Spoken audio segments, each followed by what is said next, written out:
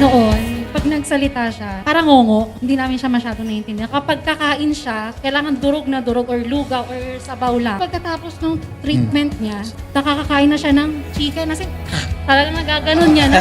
Talagang tumami na ba ang mga kaibigan mo ulit? Opo.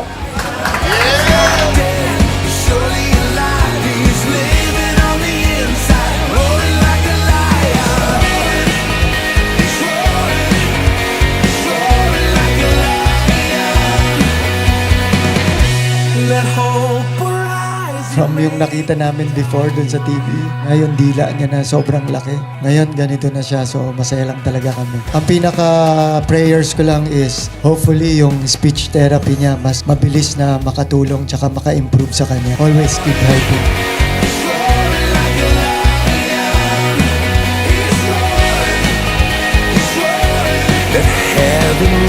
We are so thankful and blessed na tayo naging instrument para makatulong.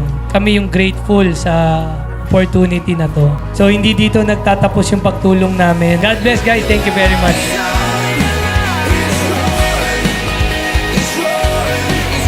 Maraming salamat po sa tulong ninyong lahat. At thank you din po sa biyaya na binigay ninyo sa akin.